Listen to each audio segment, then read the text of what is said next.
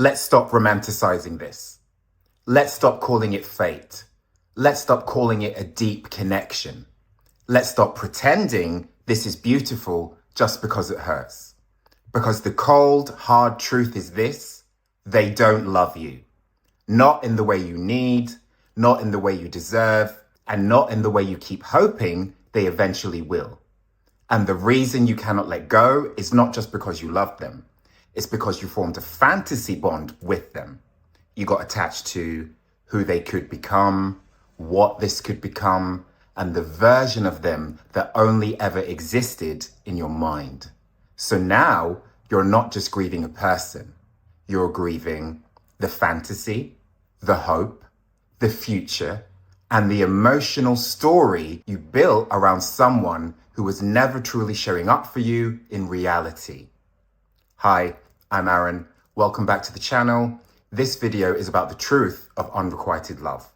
What it is, why it hurts so much, why people fall in love with people who do not love them back, why they fall in love with potential, why they stay in situationships and friend zone dynamics, why it is so hard to get over someone they never even dated, and exactly when it is time to walk away. Because if you do not understand what is really happening, you keep calling pain love and attachment connection, and those are not the same thing. So stick around and watch this video. So what is unrequited love? Unrequited love is one-sided love. It is when one person has deep romantic feelings, emotional attachment, longing, desire, or hope for another person who does not feel the same way. Sometimes that person does not want you romantically at all, only wants friendship, only wants something casual, is emotionally unavailable, is in another relationship, keeps you in a gray area, or gives you just enough attention to keep your hope alive without ever actually choosing you. And that is why unrequited love can take so many forms. It is not always a dramatic confession and an obvious rejection. Sometimes it looks like a situationship, an almost relationship, a friendship where one person is secretly emotionally invested, longing for an ex who has moved on, being obsessed with someone emotionally unavailable, or staying attached to someone who gives you intimacy in fragments but never in full. That is why unrequited love is so dangerous, because it does not always come with a clean rejection. Sometimes it comes with mixed signals, emotional crumbs, inconsistency, and just enough warmth to make you believe there is something real underneath it. And that is how people get trapped, not by love, but by hope. So why is unrequited love so painful? Unrequited love is profoundly painful because it attacks you on multiple levels at once. It is not just emotional pain. It is rejection, loss, humiliation, grief, confusion, self-doubt, and identity collapse. Firstly, it hurts because your brain processes rejection in an extremely powerful way. When you're emotionally attached to someone and they do not choose you, your system does not register that as a small disappointment. It registers it as a threat. That is why unrequited love can feel physical. You feel heaviness in your chest, tension in your body, exhaustion, obsessive thinking, nausea, panic, and emotional dysregulation, because this is not just in your head. Secondly, unrequited love creates a brutal form of cognitive dissonance. Part of you is saying, this feels so real, but reality is saying, this is not mutual.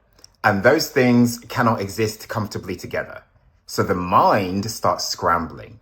It starts creating stories like, maybe they are scared, maybe they need more time to figure things out, maybe I misunderstood, maybe if I become better, calmer, prettier, stronger, less emotional, more healed, more desirable, or lose weight, then they will choose me. And that is where the suffering deepens, because now the pain is no longer just, they do not love me back. Now the pain becomes, what is wrong with me that they don't? Thirdly, it hurts because unrequited love often involves grieving a future that never existed. You are not just grieving what happened, you're grieving what you imagined, what you projected, what you believed was possible, and what you hoped that this would become. That grief is real, even if the relationship never fully existed, even if you never dated, even if nothing official ever happened. If you emotionally invested in it, your grief is real. Fourthly, unrequited love becomes especially painful when it is mixed with uncertainty. Direct rejection hurts, but ambiguity can hurt even more because ambiguity keeps the nervous system activated. As long as there is a text here, affection there, a random compliment, a sudden deep conversation, a late night call, a brief moment of closeness, your brain stays trapped in the loop of maybe. And maybe can keep someone emotionally imprisoned for months or even years. So I'm going to talk about my own personal experience here. Before I began my own healing journey, I've loved more than one person who didn't love me back. Those experiences weren't just painful, they were heartbreaking. And they took me years to get over. But after becoming happier within myself and going to therapy, I now understand my own patterns. I had anxious attachment style driven by unresolved childhood trauma. And at the same time, I wasn't confident enough to fully put myself out there. So instead, I chose avoidance. I chose people who were emotionally unavailable. That led me into situationships and being friend-zoned. On one occasion, the other person even denied that anything romantic ever happened between us, completely rewriting history. And the truth is, deep down, I always knew. I knew they didn't love me. But real intimacy, that terrified me. So I lived in a contradiction, craving love, but being afraid of vulnerability at the same time. And every situation ended the same way. I was left with egg on my face, and they never chose me. I was a placeholder, someone to pass the time with when they were bored or had nothing better to do, but only when it was convenient for them, of course, until they found something better, and then I was discarded. And this happened because of one reason, a truth I always knew, but I didn't want to accept. They never loved me, and they never would. Now that I've raised my self-worth, I would never allow myself to be in that kind of situation again. I wouldn't even entertain the idea of being involved with someone who doesn't love me. I love myself way too much to go through that kind of heartbreak again. And honestly, it's better to be alone than to be with someone who doesn't love you. So what are some of the common causes of unrequited love? Let's go deeper. Because people do not fall into unrequited love for one simple reason. There are usually layers underneath it. The first cause is idealization. You do not know the whole person, so your mind fills in the blanks. You take a few good moments, a few qualities that you admire, a few signs of warmth, and you build a complete emotional reality around them. You stop relating to the actual person and start relating to your own interpretation of them. The second cause is insecure attachment. If love has felt inconsistent in your life, emotionally unavailable people can feel strangely familiar. If your system learned that love means chasing, waiting, earning, proving, or enduring uncertainty, then secure love will not necessarily feel exciting. It may feel unfamiliar. And the familiar thing, even if it hurts, it often feels more compelling than the healthy thing. The third cause is emotional scarcity. If you have been deprived of intimacy, validation, tenderness, or emotional depth, the first person who gives you a glimpse of that can feel enormous. Not because they're necessarily right for you, but because you are starving. And when you are starving, crumbs can feel like a feast. The fourth cause is the projection of unmet needs. Sometimes you're not just in love with the person, you're in love with what they represent. Maybe they represent safety, excitement, validation, worthiness, rescue, belonging, desirability, or healing. And so losing them feels like losing access to those things. The fifth cause is the fear of vulnerability in real mutual love. This is difficult but true. Sometimes people unconsciously choose unavailable people because unavailable love allows fantasy without true exposure. Then you never have to face full intimacy, true reciprocity, being deeply seen, or the risks of an actual mutual relationship. So unrequited love can sometimes function like emotional self-protection dressed up as devotion. The final cause is the repetition of old wounds. If you had to chase love in childhood, you may chase it in adulthood. If you had to earn attention, adapt yourself, minimize yourself, or overfunction emotionally in order to feel chosen, you may repeat that pattern romantically. Not because you are weak, but because the nervous system repeats what is familiar until it is made conscious. So why do we fall in love with people who don't love us back? This is one of the most painful questions people ask. Why do I always fall for people who do not love me? The answer is not always that you have bad taste. It is often that your emotional system has learned to confuse intensity with meaning. You fall for people who do not love you back because the first reason is they leave room for fantasy. When someone is unavailable, inconsistent, or withholding, you can project more onto them. You are not dealing with reality, you are dealing with potential. The second reason is they trigger your attachment wounds. They activate longing, they activate pursuit, they activate the part of you that believes, if I can just get this person to choose me, it will prove something about my worth. The third reason is they create an emotional high. Unavailable people often generate obsession because they give you relief in unpredictable doses. And unpredictable reward is powerful. It keeps you focused, hooked, and hopeful. The fourth reason is they feel emotionally important. Not because they're necessarily compatible, but because they activate unfinished emotional material inside of you. The fifth reason is the attraction feels profound. But sometimes it is not profound because they're your person. It is profound because they touched a wound. The final reason is they feel familiar. If you learn that love is unstable, calm love may feel underwhelming, while unstable love feels alive. This is why many people say, I know they're bad for me, but I can't let go. Because the body often attaches to what is familiar before the mind learns what is healthy. That is why you can know better and still feel stuck. So why do we fall in love with potential? This is the heart of it. Because unrequited love is often not love for the actual person. It is love for who they could become, how they could show up, the healed version of them, the committed version of them, the emotionally available version of them, and the version of them who finally sees your value and chooses you properly. That is potential. And falling in love with potential is one of the most destructive patterns in love. Why?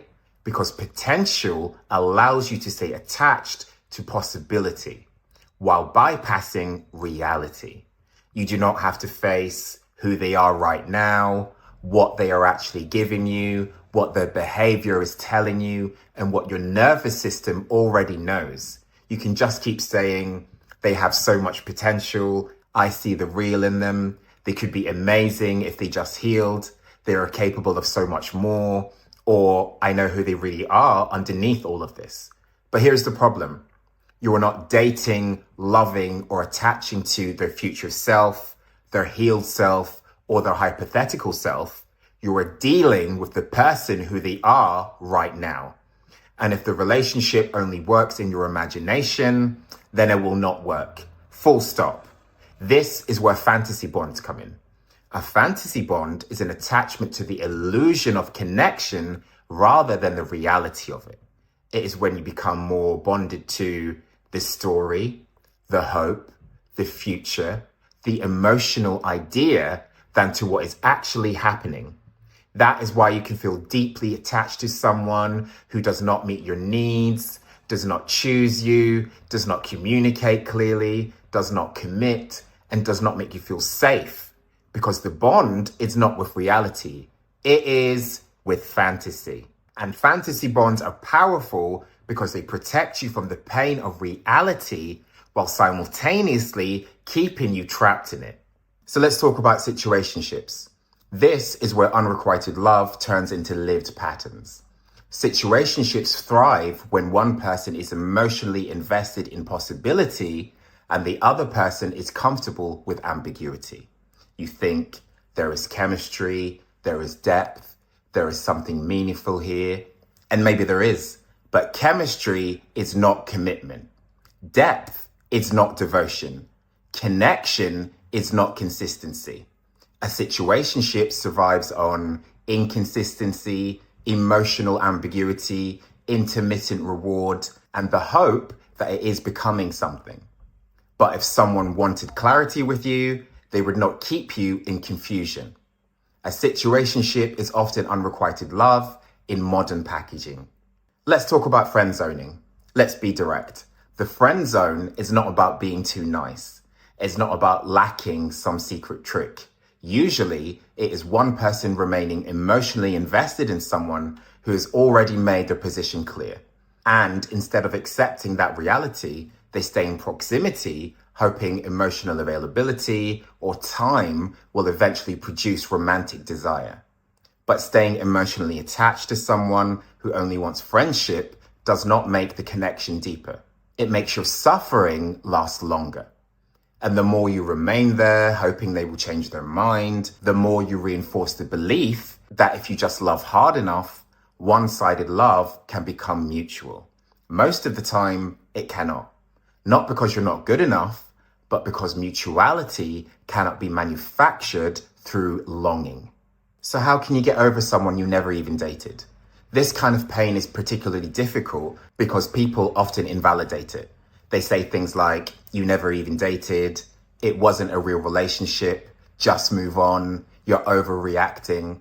But emotional investment does not require official labels. You can absolutely grieve an almost, an imagined future, a fantasy bond, a connection that felt emotionally significant to you. And getting over someone you never dated can sometimes be harder because there was no clean ending.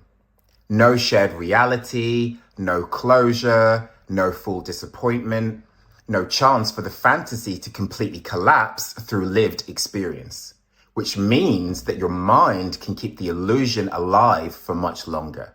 So how do you get over someone you never dated? First, you stop invalidating your pain. You are grieving something real, not a real relationship, but a real attachment. Secondly, you stop feeding the fantasy. No more checking their socials, rereading messages, replaying moments, romanticizing the connection, analyzing every interaction for hidden meaning. Thirdly, you tell yourself the truth. Not what could this have become, but what was this actually? And if the answer is inconsistency, mixed signals, unclear, one-sided, or emotionally destabilizing, then that is your answer. Fourthly, you stop putting your life on pause for emotional ambiguity. Because one of the most damaging things people do after an unrequited attachment is keep their emotional world frozen while they wait for something that is not coming. And that waiting destroys your self-respect. So why is it so hard to walk away? Walking away from unrequited love is not just walking away from a person. It is walking away from fantasy, hope, emotional investment, identity, possibility, and the version of yourself that believed that this would finally become something real. Walking away means accepting this is not mutual, this is not becoming what I wanted, this is hurting me more than it is nourishing me, and I cannot build a real relationship out of my own longing. That is painful because it means letting the illusion die. But if you do not let the illusion die, you will keep sacrificing the present moment for someone else's absence. And that is not love, that is self-abandonment. So when should you walk away from unrequited love?